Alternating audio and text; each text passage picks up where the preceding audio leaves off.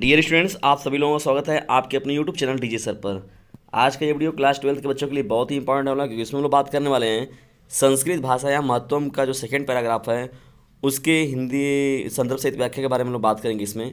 तो चलिए आइए देखते हैं गद्यांश सेकंड चैप्टर संस्कृत भाषा या महत्वम का सेकंड पैराग्राफ। और बहुत ही इंपॉर्टेंट है। मैं इसमें 2 या 3 पैराग्राफ मैं इसका बताता हूँ। ये तीनों पैराग्राफ में आपका एक पैराग्राफ जो है वह आपके बोर्ड एग्जामिनेशन में ज़रूर मिलने वाला है। तो चलिए आइए स्टार्ट करते हैं हम लोग। ये जो हम लोग का है, देखिए सबसे पहली बात कि हम लोग को जानते हैं संदर्भ आपको लिखना है। तो संदर्भ इसका क्या हो जाएगा, ये गद्यांश का संस्कृत के गद्यांश का भाग है। यह प्रस्तुत गद्यांश हमारी पाठ्य पुस्तक संस्कृत दिग्दर्शिका के संस्कृत भाषा या महत्वम नामक पाठ से लिया गया है। ठीक है, ये आपका संदर्भ हो जाएगा। अब आइए हम लोग देखते हैं इसके अनुवाद को। जो हम लोग की इसमें पहली लाइन दी गई है, संस्कृतस्य साहित्यम सरस व्याकरण सुनिश्चित।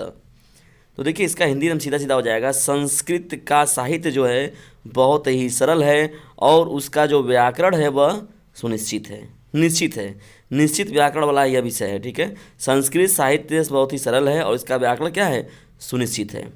ठीक है, तस्य गद्य पद्य च ललित्यम। तो इसके जो गद्य एवं पद्य में लालित्य है, भाव बोध है, भाव से भरा हुआ है, भाव की शक्ति इसमें भरी हुई है। और द्वितीयम श्रुति माधुर्यम वर्तते, और यह जो है अद्वितीय है, इसके समान देखा जाए तो श्रुति माधुर्य का गुणवान है इसमें, मतलब अनंत है, अद्वितीय है। इसमें जो श्रुति और माधुर्य सुनने और जो इसका गुण है वो बहुत ही अलग गुण रखने वाला है, माधुर्य गुण को रखने वाला है। ठीक है, अब हम लोग आगे बढ़ते हैं। अश्रुति माधुर्य वर्तते, इससे ज़्यादा हम लोग क्या कहें, अधिक क्या कहा जाए, इतनी विशेषताओं को रखने वाला है कि इससे ज़्यादा हम लोग क्या कहें। आगे बढ़ रहे हैं हम लोग। किम बहुना चरित्र निर्माणायाम, संस्कृत साहित्य जो होता है चरित्र निर्माण के लिए, किम बहुना चरित्राणाम यादृशीम सत्प्रेरणाम संस्कृत व्याकरण ददाति न तादृशी किंचित दंतम। तो संस्कृत का जो साहित्य है वो चरित्र निर्माण के लिए जिस प्रकार की अच्छी प्रेरणा देता है वैसा कोई और नहीं करता, या किसी और विषयों से हम लोग चरित्र निर्माण की ऐसी जो विशेषताओं को रखने वाला या निर्माण करने वाला कोई और विषय नहीं है। ठीक है, आगे बढ़ते हैं हम लोग।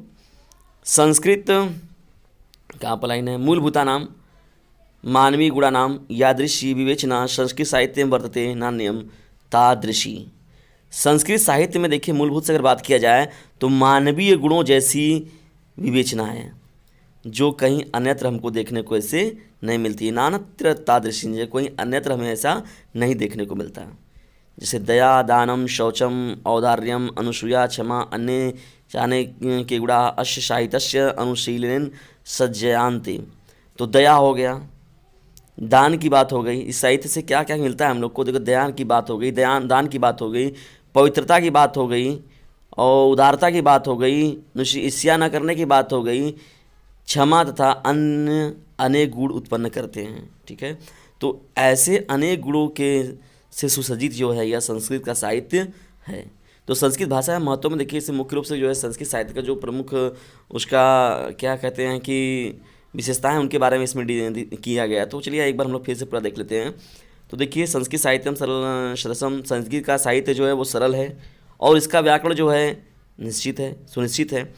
इसके गद्य और पद्य में लालित्य मिलता है, भावों से भरा हुआ है यह, और सुनने में यह बहुत ही माधुर्यता प्रदान करता है। इससे अधिक क्या कहा जाए। संस्कृत साहित्य जो है वो चरित्र निर्माण के लिए जिस प्रकार की अच्छी प्रेरणा प्रदान करता है, संस्कृत साहित्य चरित्र निर्माण में जिस प्रकार की प्रेरणा प्रदान करता है वैसी कोई और नहीं कर सकता, या किसी और विषय में बात नहीं है। संस्कृत भाषा के महत्व के बारे में देखिए बात किया गया, पहले ही मैंने बताया। संस्कृत साहित्य में मूलभूत मानवीय गुणों की जैसी विवेचना हुई है। तो जैसे देखते हैं आपको जितनी चीज़ें देखने को मिलती है वैसा किसी अन्यत्र जगह पर नहीं देखने को मिलता है, जैसे संस्कृत भाषा में महत्व मिलता है। इस साहित्य के अध्ययन से अगर देखा जाए तो जैसे दया की बात हो गई, दान की बात हो गई, पवित्रता की बात हो गई, उदारता की बात हो गई, ईर्ष्या न करने की बात हो गई, क्षमा तथा अनेक ऐसे जितने भी मानवीय गुण हैं वो सभी जो होते हैं वो संस्कृत भाषा से ही उत्पन्न हुए हैं। इनके बारे में इसमें बताया गया है। तो ये आपका सेकंड पैराग्राफ है, यह भी आपके एग्जाम के दृष्टिकोण से बहुत ही महत्वपूर्ण है। 3 या 4 महत्वपूर्ण इसमें आपके पैराग्राफ हैं जहाँ से आपके यूपी बोर्ड एग्जामिनेशन में मिलने वाले सुनिश्चित हैं, और ये बहुत ज़्यादा है। संस्कृत भाषा महत्व का हमेशा कोई ना कोई पैरा पूछता है गद्य के रूप में।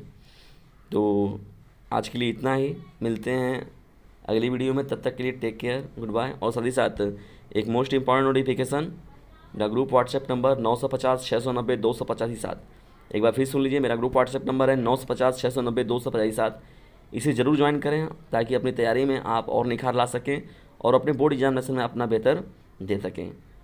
तो और साथ ही साथ यदि वीडियो आपको पसंद आता है तो इसे लाइक करें, शेयर करें, और चैनल पर नए हैं तो सब्सक्राइब करना बिल्कुल भी ना भूलें। और मेरा छोटा सा एक काम ज़रूर करें, इस वीडियो को शेयर ज़रूर करें, क्योंकि याद रखिएगा, sharing is the best way of learning. यदि आप किसी को अच्छी चीज़ें भेजते हैं तो वह भी आपको अच्छी चीज़ें भेजेगा।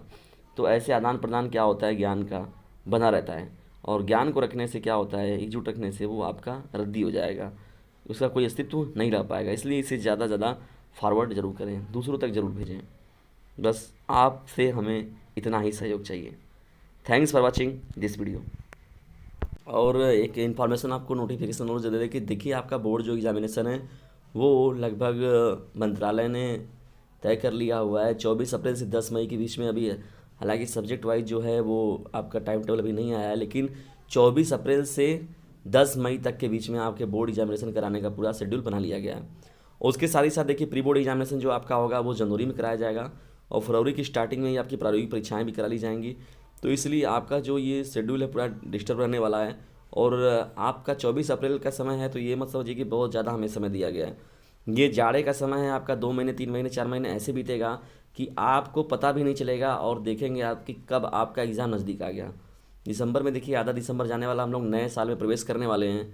और उसके साथ ही साथ जनवरी हो गया, ठंडी पड़ेगी आपकी, दिसंबर में ठंडी पड़ने वाला है ही, फरवरी में भी आपका पड़ेगा ही, मार्च में भी ठंडी पड़ती ही है। तो आपका 2 या 3 महीने ठंडी में ही निकल जाएगा, और ठंडी में जो होता है आलस ज़्यादा पैदा होता है। इसलिए आप तैयारी को अपनी नियमित रूप से जारी रखें, और अपनी शेड्यूल में ज़रूर रखें, अपने शेड्यूल में भी ज़रूर रखें कि नहीं, हमें अपना ये ऑफलाइन हम जैसे स्टडी कर रहे हैं अपनी चीज़ें मटेरियल वगैरह को, और उसके साथ ही साथ हमें जो मिल रहे हैं, जो भी यूट्यूब चैनल जिसमें मतलब जो भी हमें इन्फॉर्मेशन चीज़ें दे रही हैं, इन्फॉर्मेटिव चीज़ें, तो उन पर भी थोड़ा अपनी स्टडी को नियमित रूप से आप जारी जरूर रखें। ताकि इससे क्या होगा, इससे छोटी छोटी चीज़ों को तैयार आप करते हैं तो आपके अंदर एक कॉन्फिडेंस आएगा, और जब ये चीज़ें आपके अंदर आएंगी तो आप किसी भी ऊंचाई को आसानी से पा सकते हैं।